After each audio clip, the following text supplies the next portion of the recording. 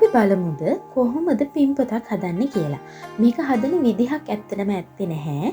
ඔයාලට මේක කැමති නම් හදන්න පුළුවන්. එහෙම නැත්නම් හදන්න නැතුව ඉන්න පුළුවන්. ඔයාලට අදහසක් ගන්න විතරක් මම මේක ඉදිරිපත් කරනවා.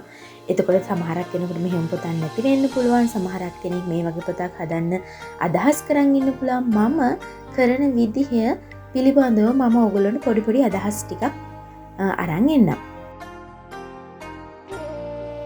මම මුලින්ම කරේ මම මේක දැන් අවුරුද්දක් වගේ තිස්සේ තමයි මේක කරන් යන්නේ.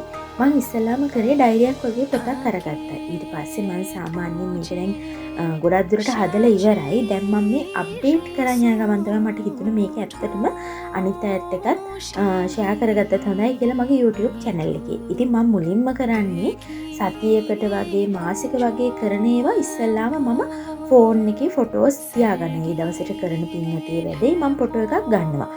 ඒ වගේම තමයි මම ඒ පින් අතේ වැඩ ලියා ගන්න නැත්තම් අමතක කරනවා. දිනෙත් දාගෙන මම මේ වගේ දෙයක් කරොත් එම් පොඩි දෙයක් කරොත් එම් මම ඒක නෝට් එකක් දාගෙන තියා ගන්නවා. ඒක මට මේ පින්පොත කරන් යනකොට පහසු වෙනවා. මොකද නැත්තම් හැමදාම print out ගන්න හැමදාම මේවා අප්ඩේට් කරන්න ටිකක් අමාරු හින්දා සතියකට එක සැරයක් එහෙම නැත්තම් මාසෙකට එක සැරයක් මම මේ ටික print out එකක් අරගෙන මේකේ අප්ඩේට් කරගන්නවා.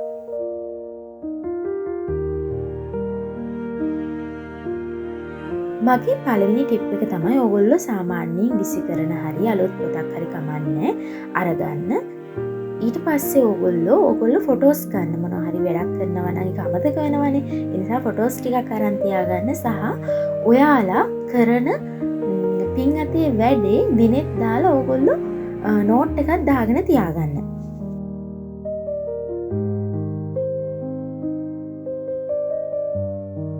ඊට පස්සේ ඔයගොල්ලන්ට ඒකේ print out ඔයගොල්ලන්ට communication එකකින් ගන්නත් පුළුවන්. එහෙම නැත්නම් ඔයාලට print out එකක් තියෙනවා නම් ඒක කොහෙන් හරි ඔයගොල්ලන්ට ගන්න පුළුවන්. ඊට පස්සේ print out ටික දාගෙන ඔයගොල්ලෝ ඒ ටිකේ ෆොටෝ ටික කපා ගන්න. ෆොටෝ ටික කපාගෙන ඔයාලා මේ ඒ ටිකත් අරන් තියාගන්න.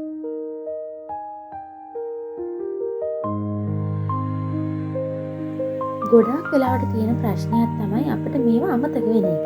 ඊට පස්සේ අපි පොත හදන්න කලින් වෙන කොලේක අපි ලියා ගන්නවා ඒ ටික අපි මොනවද කරපු මාසයක් ඇතුළත වගේ ලොකු කාලයක් තියාගන්න එපා. මොකද ඊට පස්සෙත් එපා වෙනම අප්ඩේට් කරන්න ඕගොල්ලෝ ගොඩාක් එකතු වුණාම පස්සේ සාමාන්‍යයෙන් සතියකට සැරයක් වගේ සෙනසුරාදා වගේ දවසක නැත්තම් මාසයකට සැරයක් වගේ අප්ඩේට් කරන්න තියාගත්තොත් තමයි මේක දිගටම කරන් යන්න පුළුවන්. නැත්තම් අපිට මෙපා වෙනවා මේක දිගටම කරන්න අමතක වුණාම පස්සේ කරන්න.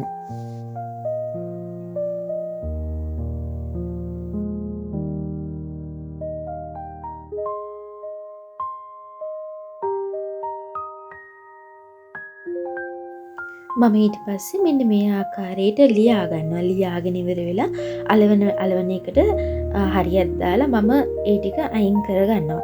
ඉතින් ওই ටික තමයි මම සාමාන්‍යයෙන් පොතක් කරනකොට මූලික වශයෙන්ම කරන දේවල් ටික.